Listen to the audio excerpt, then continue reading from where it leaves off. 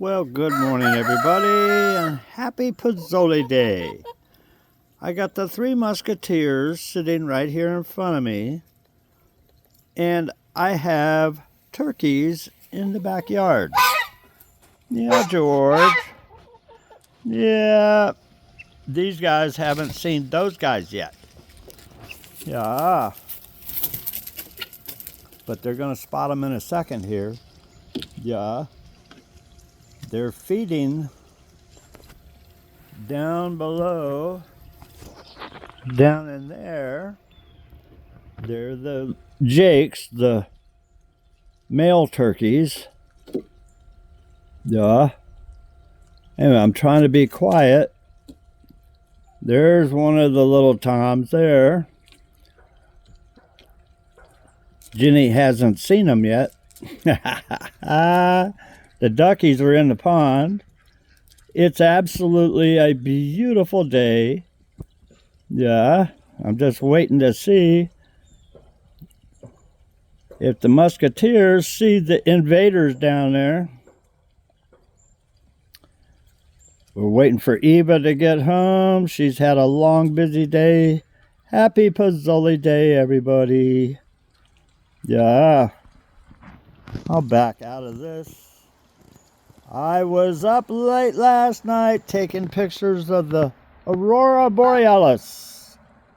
The sky was just dancing last night. It was absolutely beautiful. And we have a beautiful day started today. Yep.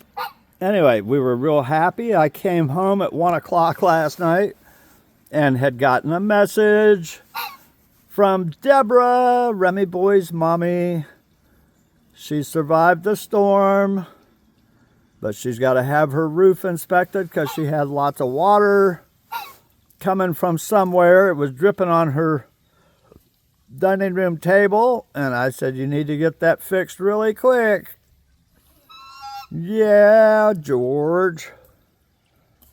Anyway, it's nice and quiet this morning, but it's fun seeing the turkeys walking around in the yard.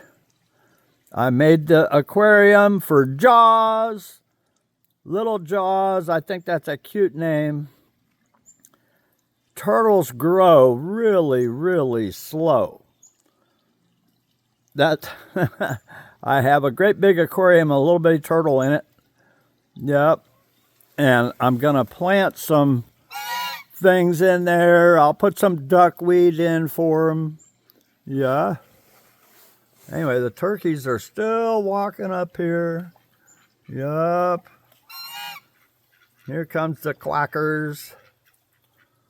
I'm waiting to see if Jenny and them go chasing those toms again. Oh my goodness. Anyway, I installed an 800-pound safe yesterday. 800 pounds empty. Yeah, it's about the size of a double-door refrigerator. Yeah. And I can't wait to bring home some more fish. Yeah, the turkeys are going through the backyard. Let's see.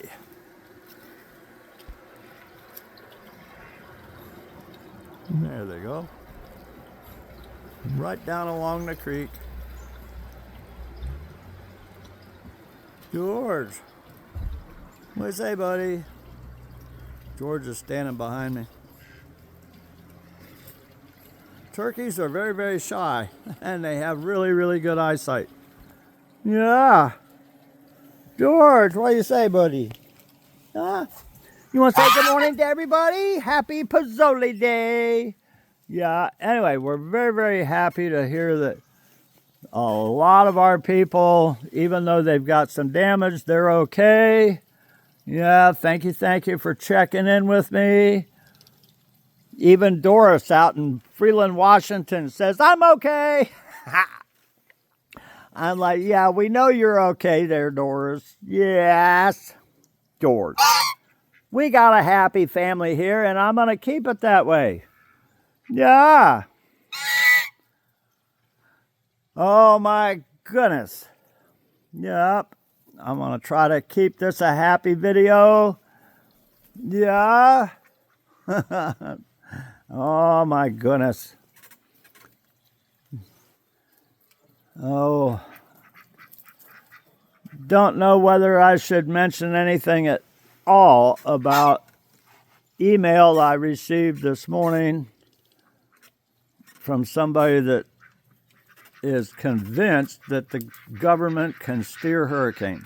Yeah. I don't know, folks. I don't know how to respond to that. Yep.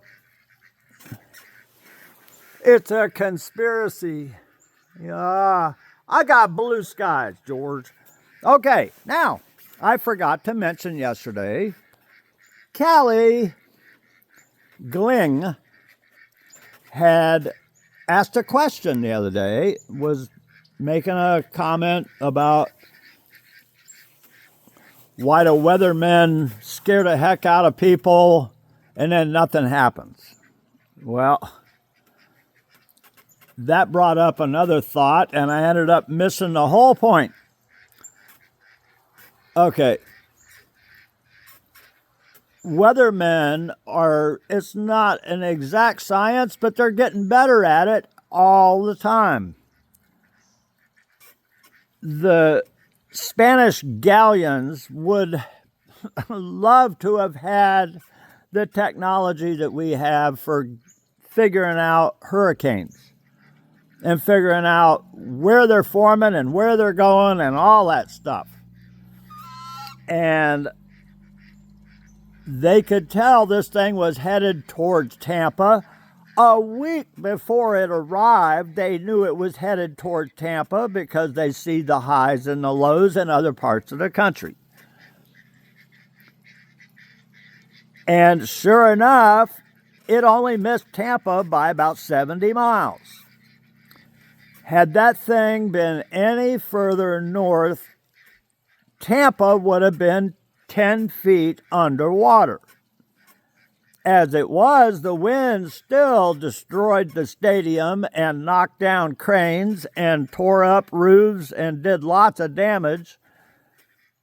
And if you can imagine 10 feet of water going through Tampa at the same time as the wind, it would have been catastrophic loss of life if all those people that evacuated had stayed. So it's better for them to scare people into leaving than it would have been for them not to say anything and let them all sit there and die in case that had happened. It was a better scenario that people did leave because there is one giant mess to pick up. And yes, it's a major undertaking and a real pain in the butt for all those people that were stuck in traffic and trying to find gas and trying to get out of the way. But 14 people did lose their lives that they know of, and maybe more. And maybe more would have died if they would have stayed. But Venice and Sarasota, everything south of Sarasota got flooded big time, and that's a serious mess. And if those houses were still full of people, yeah, they'd all be looking for a dry place to sleep. They'd be wanting to evacuate. I hope a lot of them had already left because there may not be much to come home to. Anyway, the crews are busy picking up all the damage and trees out of the road and power lines out of the road, and they're saying, please don't come back yet. The traffic is just going to slow that down. That's why they stopped all traffic across the bridge to Anna Maria Island. They don't want anybody going over there unless they're going over to cut down trees, and that's the crews, the city crews and the trucks and the equipment going over there to clean up the island so that the residents can come back and have a place to drive and park. Anyway, it's a mess. The storm was bad, and it could have been worse had it come just a couple of miles further north. Anyway, the sad part of guessing wrong is that the next time they say evacuate, maybe nobody's going to go.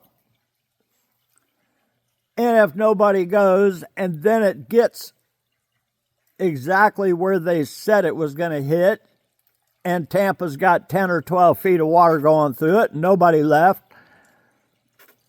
it's going to be bad. That's the downside of guessing wrong, is that it's like crying wolf. If you cry wolf too many times, nobody pays attention. Well, that's a dangerous thing. The hurricane forecasters are doing their best to guess it right. They don't like scaring people needlessly, but there was a potential for really bad scenarios. Okay, now, that's enough on that one. I gotta mention, for years I've been watching. I'm from Florida. I've been through hurricanes. I've seen what they do. And I've been watching the news for years now of people that I love and respect, like Jim Cantori, really intelligent people, but they are driven by ratings for their television program, whatever channel they happen to be with, whether it's the Weather Channel or somebody else. Everybody's competing for sensational video, and in the height of a hurricane, to go stand in the wind and try to hold a microphone and rain pelting them in the face while they're trying to give a report about the storm surge coming up deeper and deeper, and they're standing up to their knees in the water while the wind is howling. The cameraman standing behind a wall someplace where he can hold the camera still, but the weatherman standing out there with a microphone in his hand. I'm like, unless you're dressed like a hockey player, you can lose your life doing that. And here we go. Anderson Cooper. What in the world was he doing standing out there in the water with a raincoat on in a hurricane? Anderson Cooper gets hit in the face with something. It's a wonder it didn't take his head off. Good thing it didn't. But I don't understand how a television crew can be told, oh, we want you to go stand out there in a hurricane. Okay, and so what if a coconut kills that guy? Oh, there's a few lawsuits there, huh, George? Yeah.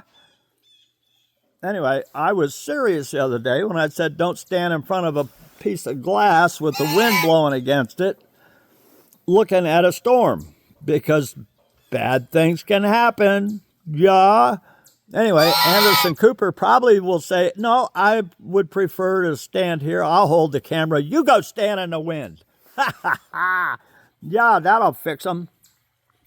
Anyway, God bless you all. I got blue skies right over top of paradise. I got my battery all recharged. Like I said, I was up till 1 o'clock last night. I'm happy to be hearing from everybody. Sorry for any of you that decided to unsubscribe from me because I think you're smoking something. Yeah, but do not bring your conspiracies to this channel. Thank you very much. God bless you all. Remember to stay safe. Watch your flippers often. Thoughts and prayers for everybody cleaning up after a big mess. Thoughts and prayers for Shirley and all of our people facing medical issues. Love you all. Bye.